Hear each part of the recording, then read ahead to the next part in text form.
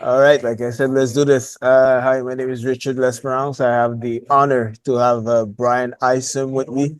Brian is an award-winning film, TV producer, cinematographer, and also a life coach. And it's a name to don't forget that name, Brian Isom. So please, Brian, how did you get into Hollywood? Wow.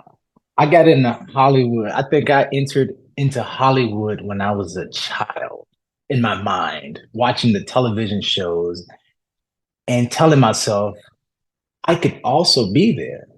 I had this fascinating imagination that I could do anything that I saw on TV. And so every job I worked up before I moved to Hollywood would always remind me that I should be in Hollywood. People would remind me and say, "Hey, man, why don't you go to Hollywood?" Mostly all the jobs that I was working on, people would remind me. So when I had the opportunity to travel to Hollywood, it was 2011. So it was a year after I had returned home from Iraq. I was in the military, and I had a near-death experience while I was in Iraq, and that shook my foundation and showed me that life is very can be very short. So to live out your dreams. So I stopped dreaming and I decided to invest and take an opportunity uh, and move to Hollywood. And but that near death experience just showed me. It just says, "Hey, stop procrastinating, stop dreaming, and move and follow the thing that makes you happiest." And so I took that journey in 2011 and followed it. And I could say that I have no regrets. That uh, uh, I've learned so much about myself through the journey of trusting my intuition, trusting my discernment, and but that's what got me to Hollywood was basically childhood beliefs that I could do anything that I put my mind to, and actually taking the action of actually moving to a place uh, to where it went from a dream to reality, basically. What was your first gig? My first gig in Hollywood was working as a bailiff on a court show. And the title was We the People with Gloria Allred. And my first job in LA was a TV bailiff. Okay. You did some other work in regards with judges. Can you talk to us about that? Yes. Well, I started off uh, as a bailiff working on a TV show. And the owner, after the season had ended on that television show, the owner had came up to me and offered me an opportunity to do more work. He says he loved the fact that I was in the military. He thought that it was honorable, and so he extended his hand and says, "How else can I help you?" And so after that, I started stage managing other court TV shows and doing camera operating as well. And so that gave me, so I was taking my military leadership and applying it to the jobs I was taking on in Hollywood. But it was such an easy transition for me because in the military, everything's all about structure and order. And so I was able to apply the skills that I learned in the military uh, and with stage managing, handling other judges, understanding people's personalities, understanding people's egos. And so in Hollywood, the people in Hollywood, they have big egos. And so I was learning how to deal with people's egos and how to just bring balance to all situations. That individual that you're talking about is Baron Allen, right? That is correct. Byron Allen gave me an opportunity to thrive as a young Black African American male in Hollywood. Oftentimes on his set, I was the only Black camera operator, and some of the actors would come up to me and they would make jokes. Hey, man, do you know what you're doing on the camera? Because there's a thing in Hollywood, there's not a lot of diversity behind the camera. And so when they saw me, they would tease me. But it was I felt blessed and honored that Byron gave me an opportunity to shine, and I took that opportunity and ran with it. You work with Vivica Fox, John Witherspoon, and Yes, other, I yes, think Rick Fox. What was it yes. like to work with Vivica Fox? Wow, she is an absolute professional, nothing less but a professional. She comes to set, she does her job, and if people didn't do their job better than her, she would be patient. She's extremely patient and just nothing but a hands down a professional. I mean, like, she was kind, understanding, intuitive. She knew her job, knew her lines, knew everybody else's lines, and it was just an honor. What about John Witherspoon? Oh, that's my friend. Before he passed, we were friends. We ended up befriending each other while we were working together. And again, me being the only Black camera guy uh, on the show that we were working on, he comes up to me and he throws a joke. And ever since then, I spent time at his house. He invited me over to his house. And I knew that I had good energy. And so, because one day when I was over at his house, John, he stopped and he says, wait a minute. He says, I don't invite a lot of people over my house. And he stopped and he thought about it. He said, So that let me know that a lot of people don't come to his house. So for him to actually invite me over to his house was actually something that he felt good about, you know. And so he was showing me his cars. Oh, he was just so happy. And he was telling me how long it took him to become who he was. Took him 20 years. I was like, I don't want it to take 20 years for me. I was like, but he said he took him 20 years and he was just a loving guy. And John Witherspoon was one of the most authentic individuals that I've ever been around in my life because of how authentic he was. We were at his house, it was just me and him. And he was the same way you see him on TV as he was at home in his own comfort. And he didn't change. He was just authentic. And I love that about connecting with humans who could just be that authentic, that comfortable with being themselves unapologetically. How was it with Rick Fox?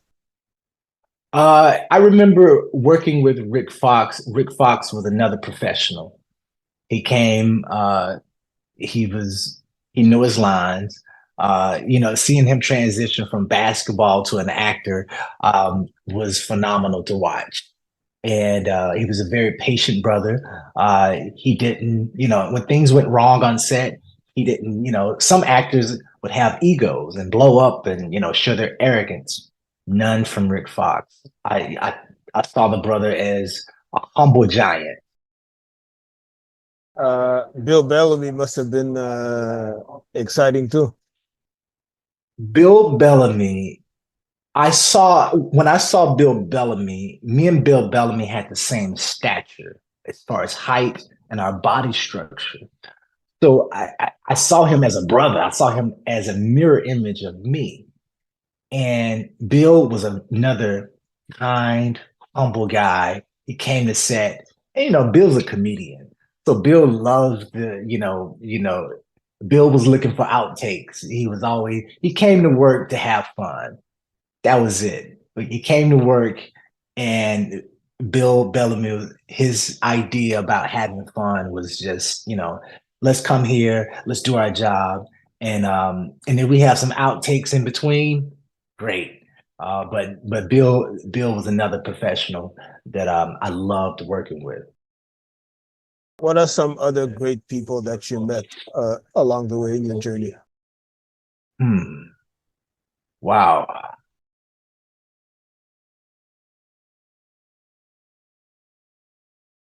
Some other great people that I've met. I think all people have greatness in them, and I was able. I,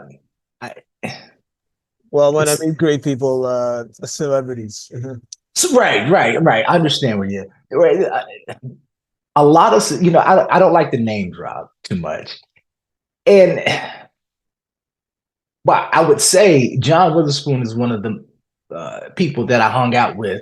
Uh, Again, just talking about, I'm always looking for authenticity. How authentic are you? Besides, like when the cameras are not rolling. Um, there were other actors and actresses. I think Jackie Harry. I don't know if you know who she is, but Jackie, she played roles on Sister Sister with Tia and Tamara Mowry. She played one of the twins' mother. I know the twins though. Okay, so well, the twins had a show in the 90s called Sister Sister. Maybe by face I know the person. Okay, so there was a show she played on back in the day called 227. I don't know if you are familiar with that show, Hmm. but Jackie Harry was another professional um, that was phenomenal and just embodying acting and her ability to take a script and make it her own. When we do table readings, and she would be reading the script and I would be following along. And as she's reading the script, I'm thinking to myself, that doesn't say that. And but it was her delivery of the script. She made it her own. And I was like, I found that to be so fascinating. And I was learning from these great people. There's another guy by the name of uh, I can't think of the director's name. He'll come back up, but he was another individual. Ted Lang. Ted Lang is a phenomenal actor. I don't know if you remember him, but he had a role on it was a show called The Love Boat. Okay, yeah, I remember. So he was the brother with the mustache, right? That's Ted. Okay. Ted, Ted is a phenomenal director, actor. Uh, uh, has his hands in theater. Um, just great all around person, very humble person. And I always watch these guys as the work ethic. The work ethic was so um, uh, the work ethic was something that I wanted to embody myself. When I would come to set, I would ask these gentlemen, these people who had perfected their art, I would ask them, or I would observe from them. But I would ask Ted to teach me about directing. Can I shadow him? And he says yes. I was going to expect him to have an ego and says no. You can't shadow me. I don't want you taking my job. But he was open. He was a brother, and I think he was open because I asked. You know, but I saw a lot of people on set that was working within the same capacity didn't have the drive to ask or to learn more than I did. But I took advantage of all the people that I was working with at that moment in time to ask questions and observe, because I knew one day I'm gonna go home back to Alabama and I'm gonna build my own empire. So are you gonna do more directing? Yes. I will do more directing and you know learning from Hollywood. And like my whole mission from Hollywood was to go out there, go to film school. I went to film school at Columbia College, Hollywood.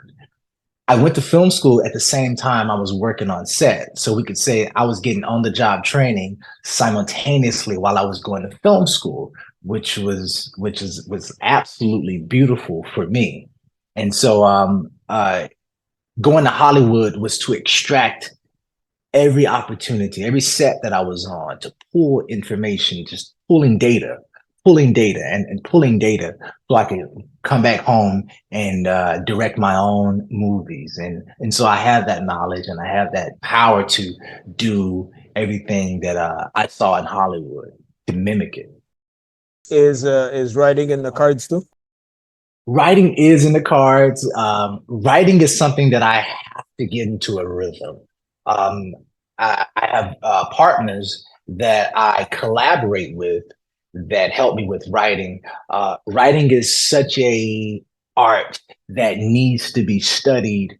Um, uh, it does need to be studied, and it also does not need to be studied simultaneously, because I heard Sylvester Stallone took a script that he really loved, and he took out the story and put his own story of Rocky in it. So a lot of times, filmmakers, you don't have to reinvent a great story or a great format.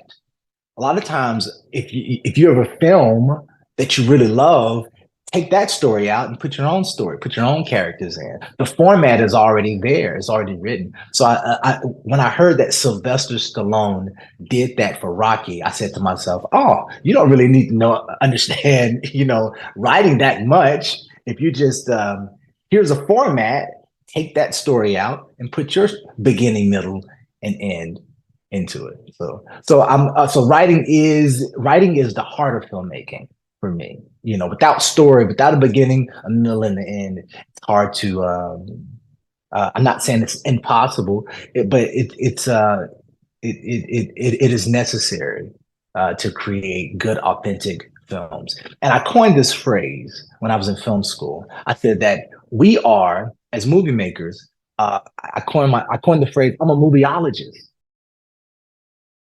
I have the ability to make people laugh, cry, think, learn all in the same moment. So psychologically, I have the power to make you laugh at this moment, and you do it. I have the moment to make you cry at any given moment, and it happens. Movieologists affected people's psyche. So I call myself a conscious filmmaker, so I need to be responsible for the type of filmmaking content that I create, because I do understand that psychologically that life mimics art and art mimics life. Talk to us about relative justice. Relative Justice was another court show that I was stage managing in Lexington, Kentucky back in 2021.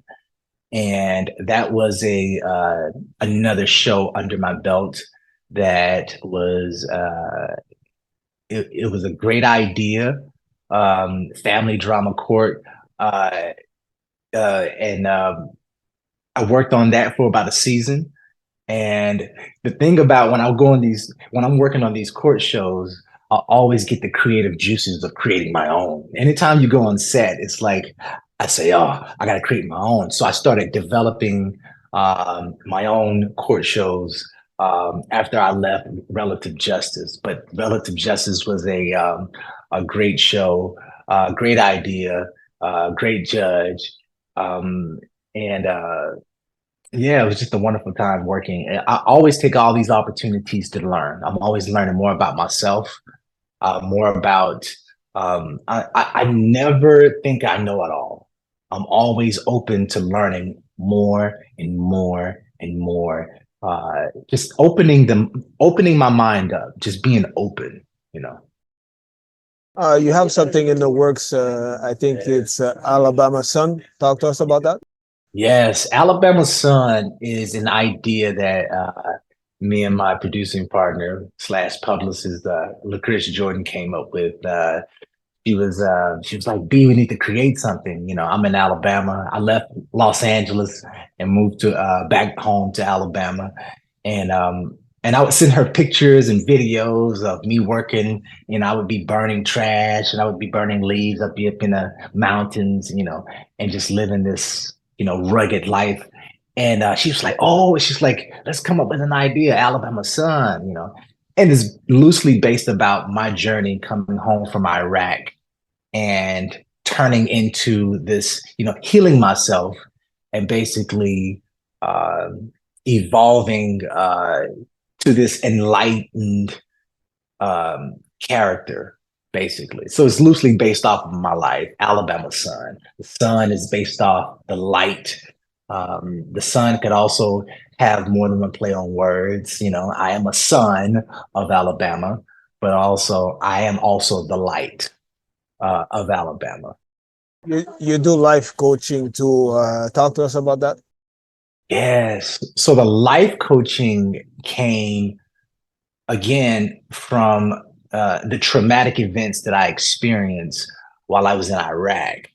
So the traumatic experience, the near death experiences that happened to me when I was in Iraq led me to heal myself, led me to find the answers. Who am I?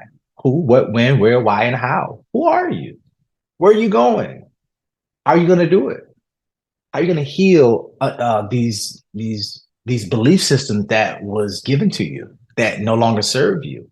And so, you know, when I say I moved to Hollywood to pursue the film industry, but I also moved to Hollywood to also gain enlightenment, to be alone. I was also alone and I was also doing self development all the time.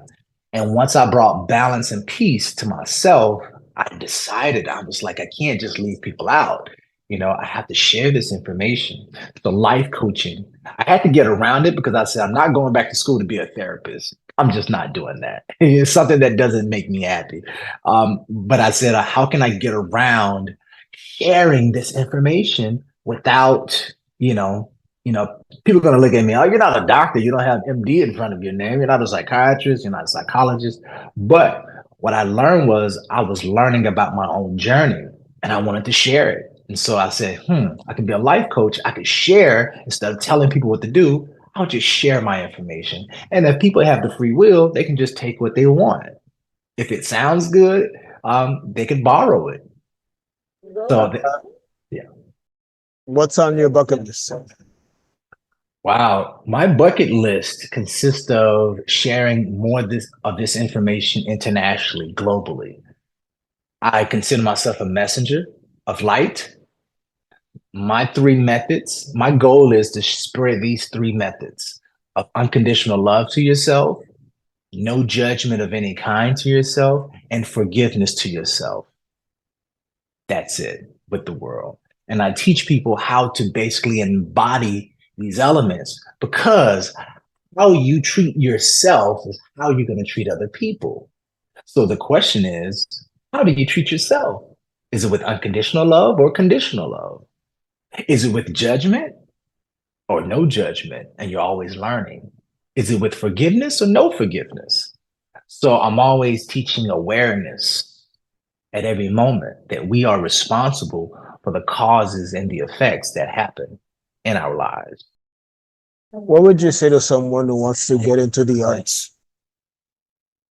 I would say to someone who wants to get into the arts is to know who you are. I can't tell you. I can share with you who I am. I am a spirit living in human form. I am from the creator. I am from the all-encompassing abundant creator who creates all things. So it's also in me. So I would say that really learn your power, really know this is why I teach unconditional love. Learn to love yourself, learn to heal those childhood traumas, take those childhood traumas that are perceived as negative and turn them into a positive. There's always a positive. And you can also take that pain and turn it into art if you desire. There's a saying, making lemonade out of lemons. You could take a negative situation that happened into your life and turn it into a dramatic art form. You can turn it into a painting. You can transmute that energy. You can transmute all of your pain into a positive image of art and heal people if you so desire. So the as an artist, you have to get in touch with who you are and be authentic. Don't lie to yourself. There were times where I was lying to myself and I was like, I wouldn't lie to myself. And I was actually lying to myself. I was not telling the truth. And so it's really telling yourself the truth, really getting in touch with who you are as a spirit that's abundant. And so really loving yourself, because when you love yourself, you give yourself the best experiences. Always practice following your intuition at every single moment. Don't live in the future. Don't live in the past. Live in the present, because the present is all you have to create. So create the best. Always create good causes. And if you create good causes, you will create good effect. Where can people find you on social media or the internet? People can find me. I have a website called brianisomconsulting.com. You can also find me on Instagram with that same handle, Brian Isom Consulting. That's BRIANISOM as in Mary Consulting. And reach out to me on Instagram. Reach out to me on my website. You can. I'm open to everybody. If you reach out to me, I have the abundant heart right now at this moment to give you all of me. If people reach out, there's a thing on my email that I have: ask and it will be given, seek and you will find, knock and the door will be open.